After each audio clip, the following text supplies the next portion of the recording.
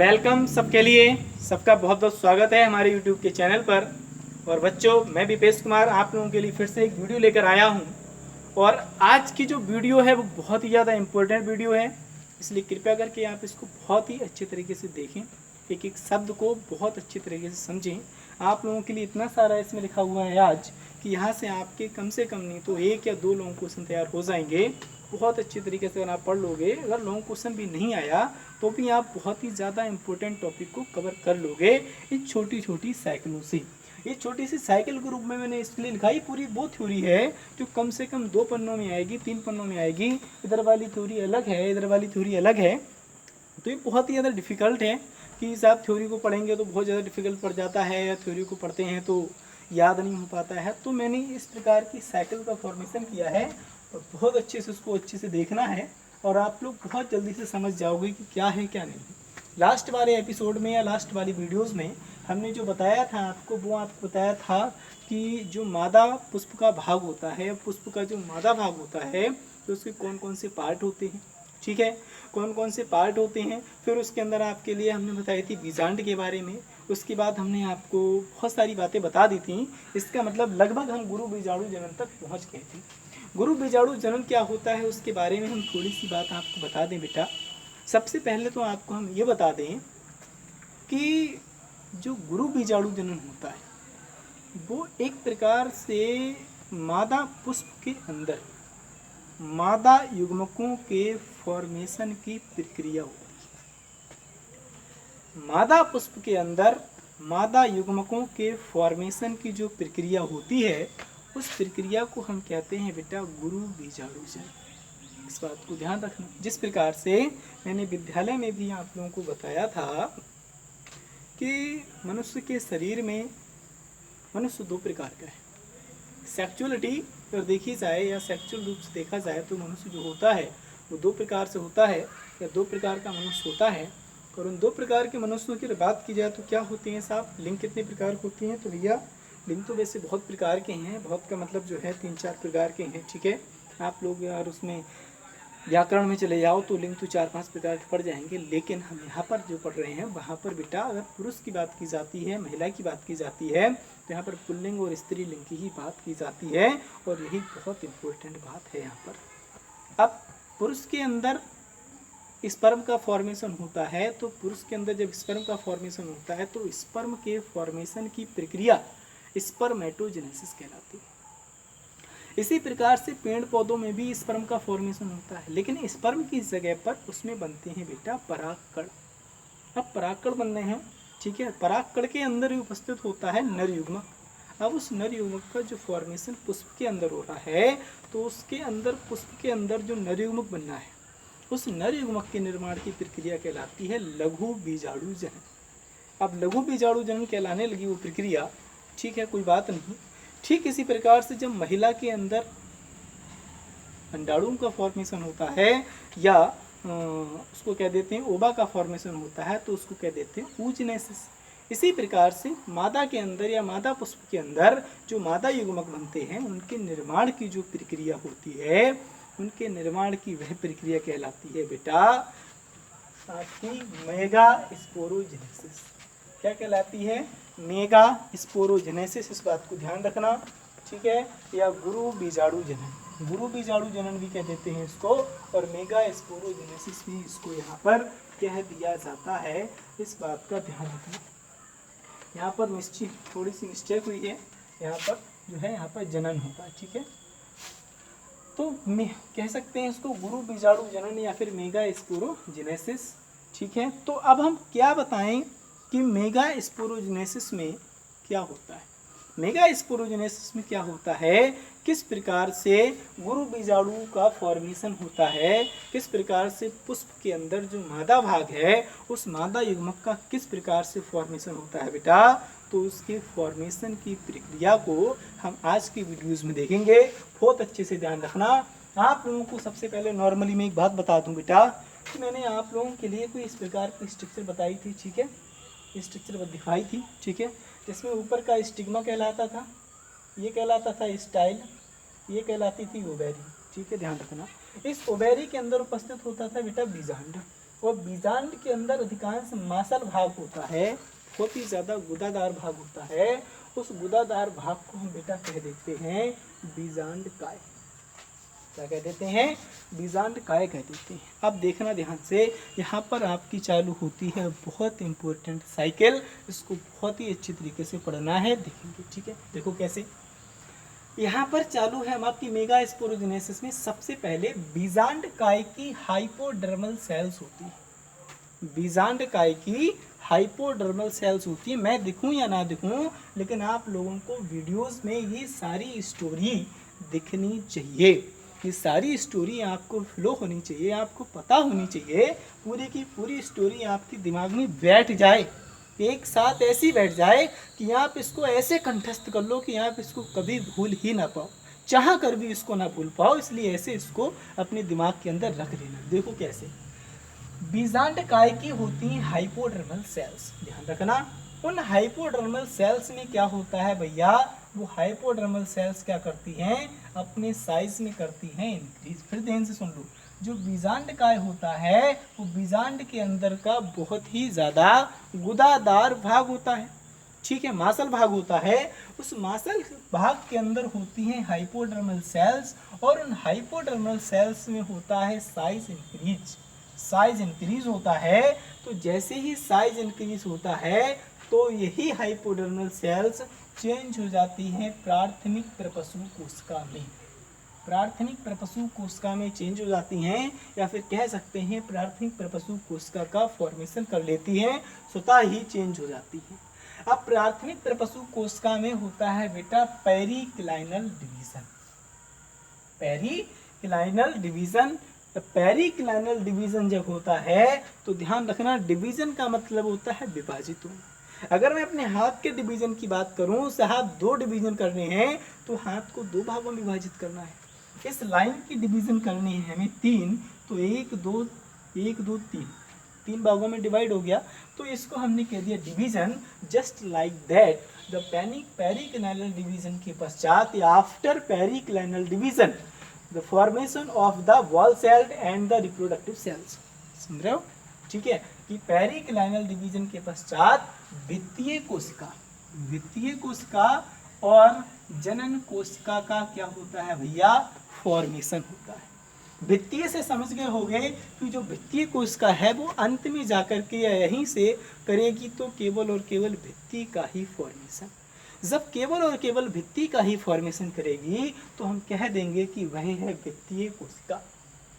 अब बात करते हैं जनन कोशिका की, कि साहब जो जनन कोशिका है दूसरी वाली, उस जनन कोशिका जो होती है वो जनन कोशिका करती है मदर सेल का वर्क। मदर सेल का क्या करती है, वर्क करती है, या फिर मदर सेल का कार्य करती है। मदर सेल का कार्य कर दिया तो मदर सेल का कार्य करने के साथ साथ ये अपने अंदर करती है भैया अर्धसूत्री विभाजन। ये अपने अंदर करती है अर्धसूत्री विभाजन, और अर्धसूत्री विभाजन के पश्चात ये 4 अगुणित, ध्यान रखना, 4 हैप्लॉइड या 4 अगुणित मेगास्पोर का फॉर्मेशन करती है। यह 4 अगुणित गुरु बीजाणुओं का फॉर्मेशन करती है। इस बात को भी बहुत ही अच्छे तरह से ध्यान में रखना है। अब ये 4 अगुणित या 4 हैप्लॉइड या 4 हैप्लॉइड जो मेगास्पोर हैं, तो वो मेगास्पोर क्या करेंगे, उनमें जो भी एक्टिव होंगे वो एक्टिव होकर के नीचे जाकर के क्या करेंगे, गुरु बीजाणु का, या फिर कह सकते हैं जो एक्टिव मेगास्पोर होंगे वो निभाग की ओर चले जाएंगे, एक्टिव होंगे, ठीक है। और जो एक्टिव नहीं होंगे वो क्या हो जाएंगे भैया, नष्ट हो जाएंगे।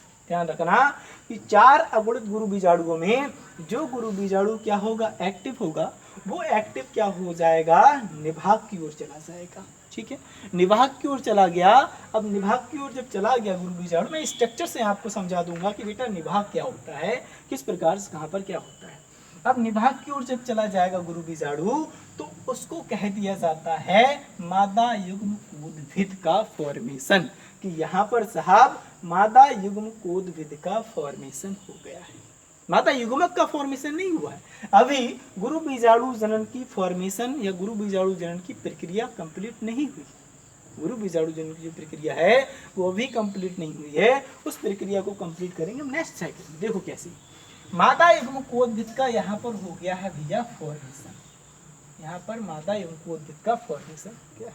अब देखो जब यहाँ पर मादा युग्मकोद्भिद का फॉर्मेशन हो गया, ठीक, ध्यान रखना, जब मादा युग्मकोद्भिद का फॉर्मेशन हो गया और कैसे हुआ, क्योंकि ये एक्टिव मेगास्पोर था और एक्टिव मेगास्पोर से मादा युग्मकोद्भिद का फॉर्मेशन हो गया। लेकिन एक्टिव मेगास्पोर क्या है, एक मादा युग्मक की या मादा युग्मकोद्भिद की प्रथम कोशिका है। जो एक्टिव मेगास्पोर है वो मादा युग्मकोद्भिद की है प्रथम कोशिका, ठीक है। अब उसको देखते हैं हम, देखिएगा अब आपके सामने है इधर वाली साइकिल। अब इधर वाली साइकिल को थोड़ा सा देखते हैं, ठीक है। 1 मिनट के 1 मिनट के लिए सॉरी, थोड़ा सेट करना पड़ेगा, ठीक है। मुझे लगता है कि दिख जाएगा ना, कोई दिक्कत नहीं। अगर नहीं भी दिखेगा तो मैं इसकी फ़ोटो लेकर के जो है आप लोगों के पास सेंड कर दूंगा, ठीक है, कोई बात नहीं, ठीक है। दिख रहा है ना, नहीं दिख रहा है तो ठीक है, रुक जाओ एक मिनट। हाँ बच्चों ठीक है, देखिए अब यहाँ से आपका जो एक्टिव मेगास्पोर से मादा युग्मकोद्भिद का विकास हुआ है, अब उससे आगे क्या होता है देखो। अब यहाँ पर है ये एक्टिव मेगास्पोर, ठीक है, एक्टिव मेगास्पोर है, तो इस एक्टिव मेगास्पोर जो है वो मादा युग्मकोद्भिद की प्रथम कोशिका है। ध्यान रखना, जो एक्टिव मेगास्पोर है वो मादा युग्मकोद्भिद की प्रथम कोशिका है। अब ये एक्टिव मेगास्पोर क्या करेगा, ये करेगा साइज में इंक्रीज, साइज में करेगा इंक्रीज या साइज में करेगा वृद्धि। जब साइज में अपनी वृद्धि करेगा, एक्टिव मेगास्पोर वृद्धि करेगा, ठीक है, तो वृद्धि करेगा तो बीजांडकाय, तो बीजांडकाय जो है उस बीजांडकाय के अधिकांश भाग को ढक लेगा, बीजांडकाय के अधिकांश भाग को ढक लेगा साइज में इंक्रीज करके active megaspore. Is that clear? Next, अब जो एक्टिव मेगास्पोर के अंदर न्यूक्लियस है, जो न्यूक्लियस है उस न्यूक्लियस में होगा समसूत्री विभाजन, समसूत्री विभाजन होगा और समसूत्री विभाजन के पश्चात 2 डॉटर न्यूक्लियाई का फॉर्मेशन होगा या दो पुत्री कोशिकाओं का फॉर्मेशन होगा, ये भी कह सकते हो, ठीक है। फॉर्मेशन हो गया यहाँ पर 2 पुत्री कोशिकाओं का, और उन 2 डॉटर न्यूक्लियाई में फिर से होगा पुनः विभाजन, फिर से होगा पुनः विभाजन। स्ट्रक्चर जो चल रही है वो इस प्रकार की स्ट्रक्चर है, और इस प्रकार की स्ट्रक्चर में जो न्यूक्लियस है वो न्यूक्लियस है यहाँ पर। इस न्यूक्लियस में विभाजन हुआ, जब विभाजन हुआ तो विभाजन होकर एक केंद्र किधर और एक केंद्र किधर आ गया, यह 2 डॉटर न्यूक्लियाई का हुआ था जो फॉर्मेशन। अब ये फॉर्मेशन जो हुआ था तो इन 2 डॉटर न्यूक्लियाई का हुआ यहाँ पर फॉर्मेशन। अब फॉर्मेशन के पश्चात इसमें क्या हुआ भैया, पुनः विभाजन, और पुनः विभाजन से बनी 8 डॉटर सेल्स। तो इनसे क्या हुआ, 1 2 3 4, 1 2 3 4, 4 यहाँ बन गई, 4 यहाँ बन गई 8 डॉटर सेल्स। 8 डॉटर सेल्स में से एक कहाँ बढ़ी, केंद्र की ओर, केंद्र की ओर, केंद्र होता है ये, तो इसमें से एक ये आई केंद्र की ओर, इसमें से एक ये आई केंद्र की ओर, तो एक मिट जाएगी इसमें, और मिटने के पश्चात इन दोनों ने मिलाकर के बना दिया भैया, क्या बना दिया इन दोनों ने मिलाकर के, द्वितीयक केंद्रक। द्वितीयक केंद्रक क्या कर दिया यहाँ पर आकर के फॉर्मेशन। अब द्वितीयक केंद्रक का फॉर्मेशन हो गया। द्वितीयक केंद्रक का जब फॉर्मेशन हुआ तो ऊपर वाली जो सेल्स रह गई, ये ऊपर वाली 3 सेल्स हैं, ऊपर वाली तीनों सेल्स बनाएंगी केंद्रक की भित्ति का निर्माण करेंगी, समझ रहे हो। ऊपर वाली 3 सेल्स केंद्रक की भित्ति का करेंगी फॉर्मेशन। अब केंद्रक की भित्ति का फॉर्मेशन हो गया, कोई बात नहीं। केंद्रक की भित्ति के फॉर्मेशन के पश्चात नीचे वाली कोशिकाएं बना देंगी अंडउपकरण। ध्यान रखना, वो नीचे की ओर उपस्थित होगा, यहाँ पर अंडउपकरण का फॉर्मेशन हो गया। अंडउपकरण का जब फॉर्मेशन हो गया तो मध्य में, अब जो ये जो मध्य में द्वितीयक है, ये द्वितीय केंद्रक है जो मध्य में, इस द्वितीय केंद्रक को हम कह देंगे भैया कि ये है अंड कोशिका, ये है अंड कोशिका। और इस अंड कोशिका को ही कहा जाता है मादा युग्मक। मादा युग्मक इसको ही कहा जाता है भैया मादा युग्मक। ध्यान रखना। अब दोनों ओर एक एक सहायक केंद्रक होगा। इस कोशिका के दोनों ओर एक एक होगा सहायक केंद्रक, एक यहाँ पर एक यहाँ पर। उनको दोनों सहायक केंद्रक हैं यहाँ पर उपस्थित, और कुछ नहीं है। तो ध्यान रखना यहाँ पर कि जो मध्य में अंड कोशिका है, जो मध्य में अंड कोशिका है, इस अंड कोशिका को कहा मादा युग्मक। और इस मादा युग्मक के निर्माण की प्रक्रिया ही कहलाती है मेगास्पोरोजेनेसिस। मेगास्पोरोजेनेसिस या कह सकते हैं गुरु बीजाणु जनन। तो आज के लिए इतना ही है बच्चों, बिल्कुल ध्यान रखना, ठीक है। Goodbye. ध्यान रखना बच्चों। इसके अलावा अगर कोई और भी बात हो तो आप हमसे जो है मिल सकते हैं, ठीक है बच्चों। आज के लिए इतना ही, बाकी हम मिलेंगे कल, ठीक है।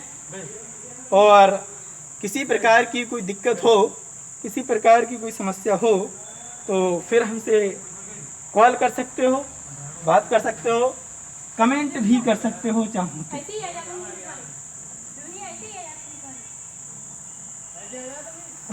ये नंबर जो दिख रहा है, इस नंबर पे आप कॉल करके हमसे पूछ भी सकते हो। सॉरी 48 नहीं होगा, 86 712 ये नंबर होगा। इस पे कॉल कर सकते हो, मैसेज कर सकते हो, व्हाट्सएप भी कर सकते हो, किसी भी प्रकार की कोई समस्या है तो, ठीक है बच्चों। ध्यान रखना, आज की वीडियो को बहुत अच्छे से समझ लेना, बार बार ट्राई कर लेना, एक बार फिर से देख लेना, ठीक है। एक बार दो बार देख लेना, क्वेश्चन आपको क्लियर हो जाएगा। कहीं पर भी कोई प्रॉब्लम हो तो बता देना।